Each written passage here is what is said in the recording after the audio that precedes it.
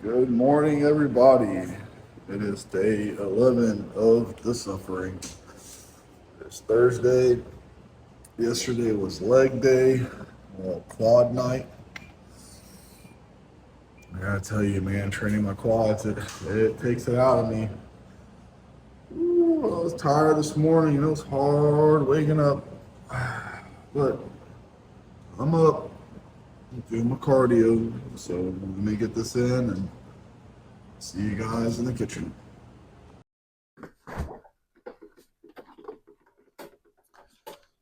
Good morning. We are back in the kitchen as normal. That was really hard this morning, that cardio session, but after leg day, it normally is. I'm normally pretty good waking up doing cardio and I'm not tired or exhausted, but since I worked out my quads yesterday, it just really, really, really, really, really got me this morning. I am feeling pretty exhausted, pretty worn out today. So my cardio wasn't as as tense as it was normally. I normally do it on level 3 for 20 minutes. This morning I did it on level 2 for 20 minutes, just a lighter pace, just trying to get it in. And I'd rather get it in than not get it in at all. Make it a little bit easier on myself and be able to do it versus not being able to do it. Plus, my legs are sore. It's not an excuse, but I don't want to push my body to the point where it's fatiguing too hard and then I'm not even able to do anything. So backing off to level 2 on the Stairmaster and doing it for 20 minutes is still a win. And I'll take it. I'm not going to complain about it because I know after I train my quads, I'm gonna feel like this. This is going to be something that just happens. Like I'm used to going through this after leg day. Back when I was younger, I did a 4-day split and then took a day off. And I worked out 4 days and took a day off, and worked out 4 days and took a day off. So but I also worked the weekends. I had a job where I had to work Saturday and Sunday. So I was always off on a random day of the week. I didn't have a set schedule of being off on the weekends. Like I might be off on Tuesday and then Thursday, and then I might be off Monday and then Wednesday, or I might be off Monday then Thursday. So it was always random. So it didn't matter what days I worked out because I was never guaranteed to have the same day off and the same schedule. So I worked out 4 days and then I took a day off. And on the 4th day, I worked my legs out.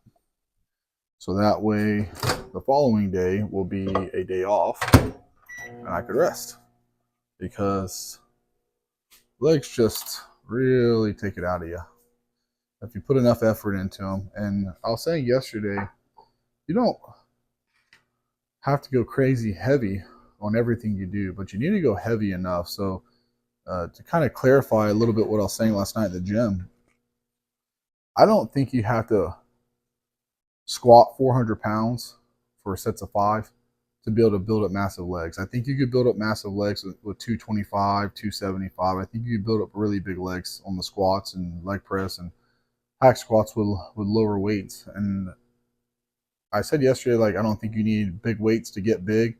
But what I mean is I don't think you have to be lifting near world record amounts of weight. You have to be able to use enough weight to stimulate your muscles to grow. So if you're squatting 100 pounds for 10 years, chances are you're not going to grow. But as you squat 100 pounds, that 100 pounds becomes easier, it becomes lighter. So you have no choice but to go up in weight if you want to keep progressing on your legs. So what do? You go up to 110, and then eventually you'll be able to do that 110 for sets of 10 to 12 like nothing. And then that 110 will eventually become easy, and then you'll go to 120, then 130, then 140. So as you become stronger and you become better, the weights begin to feel lighter. So therefore you have to make it harder by increasing your weight and increasing your load. You can also make it harder by going slower, doing drop sets, rest pause, slow negatives, contractions, hard contractions. So there's other things that you can do to make it harder before you actually increase the weight. So if you're squatting 225 and you don't want to squat 250 quite yet, or you don't think you're ready to go up, then slow the weight down, do some negatives, do some drop sets, do some rest pause, just stuff like that. Do some holds in the stretched position, like in the down position, hold it for 2-3 seconds to come back up out the hole, lose all your momentum. So it's things that you can do to make it more difficult, because the whole concept of powerlifting is you're trying to find the easiest way to move the bar as fast as you can. So you're trying to go from point A to point B in the straightest absolute path you can go. So it's the shortest distance traveled with the best leverages and the best positioning. So that way it makes it the easiest on you and your body so you can lift the most amount of weight. When you're bodybuilding, it's about making it harder on yourself. It's about making it as absolutely as hard as possible. So instead of going as fast as you can, you go as slow as you can. Instead of trying to find the most perfect bar path, you might put yourself in a position out of a perfect bar path where the distance is longer and you're traveling a further distance, making it harder, or putting the strain more aggressively on your hamstrings, like on the Romanian deadlifts, by pitching forward as hard as you can. So there's things that you can do as a bodybuilder to make the movement harder and not going heavier, while not going heavier. As in powerlifting, you want to make the bar in the most straightest line to reduce any chances of putting unnecessary strain or load on your body so you can lift the optimal amount. And those are the big differences.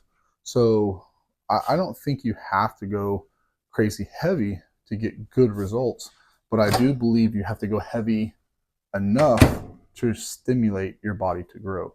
Because if you're not going heavy enough, then you're not going to grow. I mean, you can maintain and you can do cardiovascular that way, and you can work on endurance that way and reps that way, but you're not going to overload the muscle with a stress or a stimulus great enough to cause a response of the muscle to have to need to adapt to grow to get bigger. And strength training is different than hypertrophy training. Strength training, you're overloading, and while hypertrophy, you're trying to stimulate the muscle for volume and size. But ultimately, you're going to get stronger with both of them. You will get stronger bodybuilding and you will get stronger powerlifting. It's just one, there's a technique and leverages involved, and the other one, it's about load and time under tension. So it's just a matter of what signals you're setting to the body and what you're trying to accomplish. So that's what I meant by, like, I don't think you have to go heavy. Because if you ask the younger me, let's go heavy or go home, go big or go home, lift as much weight as you could possibly handle, and that's how you get big. But as I gotten older, I realized that's not necessarily true. Especially if you're young and you mishandle weights, it's an easy way to start messing yourself up for later down the road, or even just hurt yourself in general. But all right, I'm going to go ahead and turn this off so I can eat my breakfast. I'll see you guys at 9 o'clock. It's the same old song and dance. 9 o'clock, chicken and rice. So yesterday was my leg night, and man, I got to tell you, training my legs, it takes it out of me. Like, it really takes it out of me. I am so fatigued today. I can feel it, man. My body just feels incredibly heavy. And I know that when it comes to my leg training, I'm going to feel heavy. And I also know that whenever I train my legs, my body's going to retain water. I'm going to have some inflammation. And my legs get puffy, my abdominal gets puffy, and then I kind of hold on to some water for a day or two, and then my body will get rid of it and it'll drop it. I mean, it's very common whenever you train big movements like that, like training your legs or your back for you to retain water and be a little puffy. But man, I am fatigued. I'm so tired right now. And then my knee was kind of bugging me a little bit last night. It wasn't hurting, it wasn't painful. It just felt like there was pressure in there until I worked out. It was all day yesterday. And then I worked out, then my knee felt great. During the workout, it felt amazing. I had no issues, no pain, nothing like that. No pressure went away. And probably about 8:30, 9 o'clock, the pressure kind of came back. So I took some ibuprofen before bed, and my knee feels a lot better today. Hopefully it continues to feel better and better. Yeah, sometimes losing weight isn't always fun. Most people lack the enthusiasm when they're on the diet. You're not always going to be motivated, and you're not always going to be energetic and have a lot of energy. And today is definitely a low for me. I'm just worn out. Like I said, every day after leg day, it crushes my energy levels, and I'm just exhausted and fatigued. And the motivation is it's not really there, you know, and that's where willpower comes in. You're not always going to be motivated to get up to go for your walk or do your cardio or cook your food or eat your meals or do your cardio or make it to the gym to work out. Some days are going to be harder than others, but those are the days that matter the most, because those are the days that are either going to make the difference or not. Because if you give in to those feelings of being tired and exhausted and worn out, and you don't go to the gym, you don't do your diet, and you don't do what you're supposed to do, those are the days you're going to either lose progress or, even worse, go backwards and not make forward gains, but lose momentum by eating something you're not supposed to eat, or doing something you're not supposed to do, or not doing something you're supposed to do, and losing progress. So just remember that it's always easy to be on a diet and work out when you have energy and you feel great and you're motivated, but some days are going to take their toll on you, and you just have to persevere and push through, and this is definitely one of those days for me. So I'm going to go ahead and finish up this walk. I'll see you guys at noon.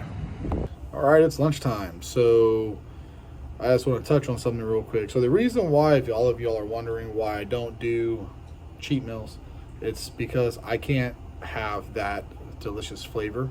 Once I have that flavor, I'm going to want to get full off of that flavor. I'm going to want to keep eating that flavor until I'm just absolutely stuffed off of it. I'm not the type of person that could go to a fast food restaurant and order like a number meal, like number one or number two, and just eat that and that's it. I can't just order a pizza and have 2 slices. I was raised on clear your plates. You eat until your plate is cleared out.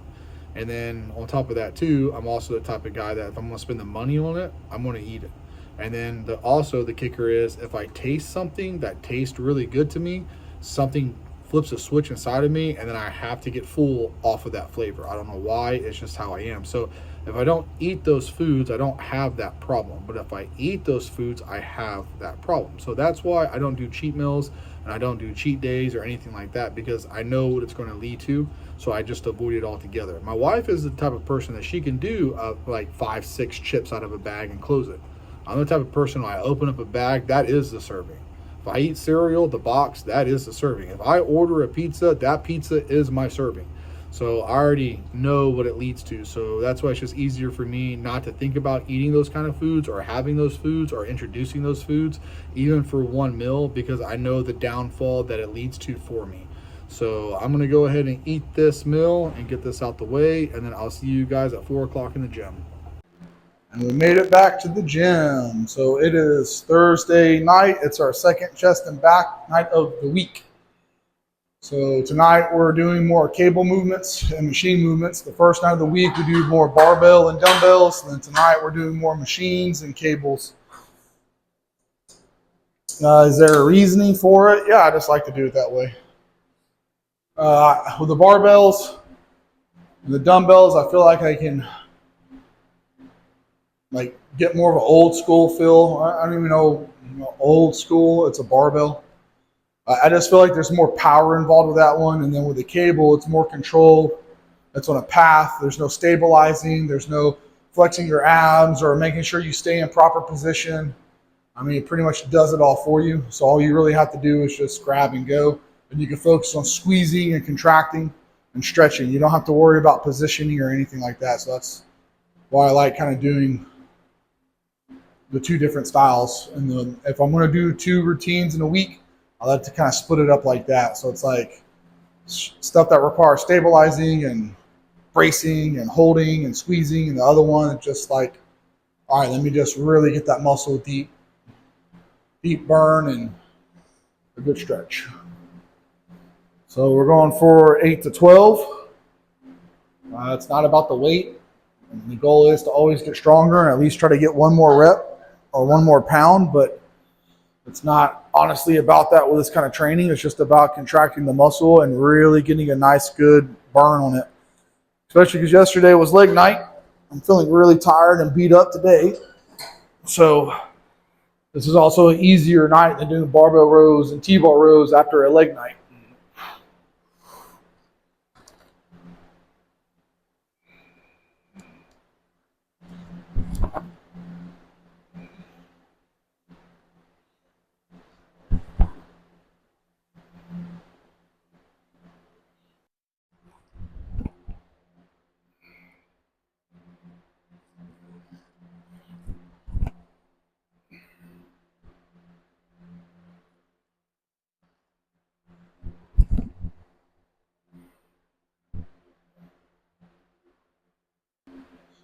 I'll be honest, today is one of those days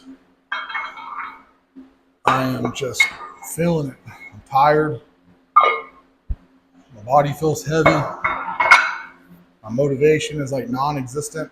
I don't really have a whole lot of energy. I honestly don't have a whole lot to say either. Just worn out and defeated today. Worn out and defeated. I've done everything I'm supposed to do. I did my cardio in the morning. I went on my walks. I've ate all my food I'm supposed to eat. It's just something about that day after leg day just takes its toll on me. So I'm in here. I'm just trying to focus on my lifting. Not really trying to think about anything or nothing. I'm just trying to go blank, to be honest. Just trying to completely blank out and just make sure I'm at least lifting with intention and purpose.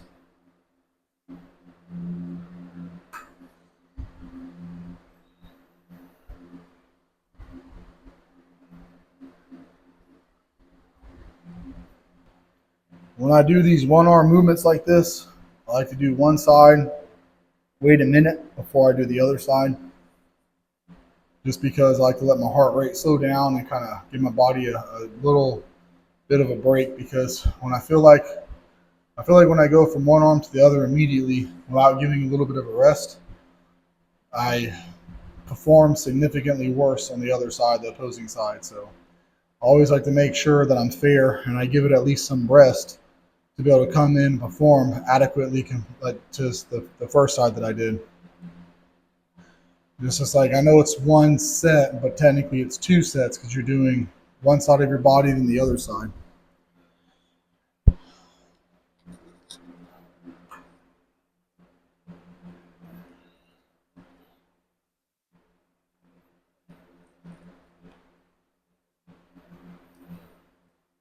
I know a lot of you guys are probably like, man, last year, weren't you working out with your shirt off? Didn't you used to train without your shirt on? And these little bitty skimpy swim shorts. Yeah, I did. Some people liked it, some people didn't.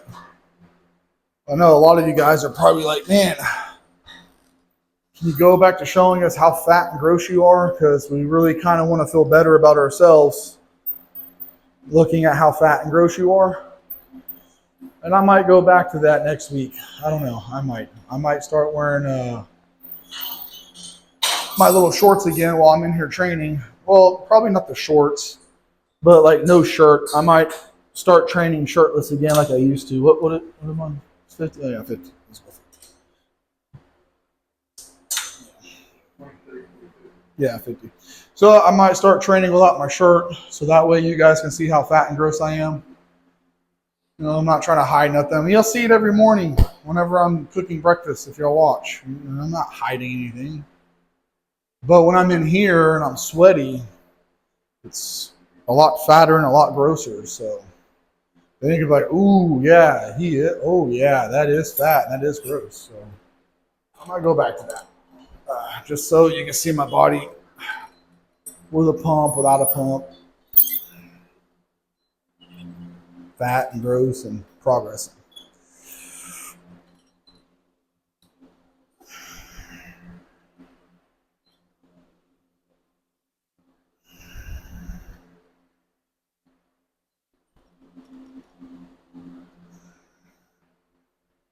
I don't think I'm doing too bad for a guy who has a hurt shoulder and half a pec.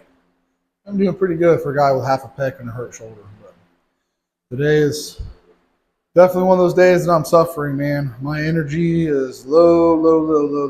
And, the suffering is definitely a very, very appropriate title for this, because you're going to have those days that you feel like this. Not every day will be like this, but some days will be like this. And today's one of those days. It's been all day. I'm not just trying to get through this workout. I'm trying to make the absolute most of it. I'm not just trying to get through it.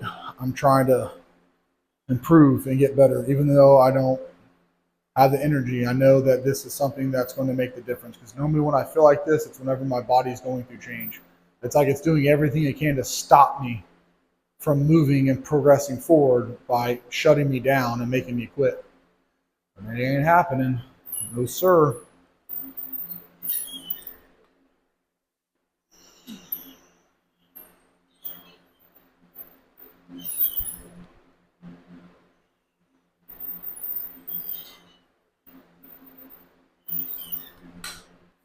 I would just like to get back to a full range of motion that is pain-free on my left shoulder.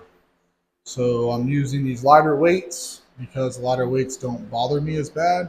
Now, don't get me wrong, the 20 pounds that I used on the high cable crossovers and the 20 pounds I'm using on these, I can feel it in the front of my shoulder where I hurt it back in February, but it's not excruciatingly painful, nor is it sharp pains. And after about my first or second set, it starts to loosen up, it gets lubricated, and I can start using it pain-free. I'm not going to go super heavy on it just because it stops hurting after the first set or two. That just means that's lubricated, it's moving correctly. So I think I might have a lot of scar tissue buildup in there, and I just have to get it pliable and moving again, so that way it's not sticky and gritty and it's all locked up. And again, it could be 100 other things because I'm not a doctor. I never went and got imaging done on it. But I know the best way to rehab stuff is taking it through a pain-free, plain emotion that you can get as much blood in there as you can. Because the more blood you can get into an area, the more frequently you can get it in there. Pain-free, range of motion is the fastest way to heal up any injury. Blood is what carries the nutrients to the tissue to repair it.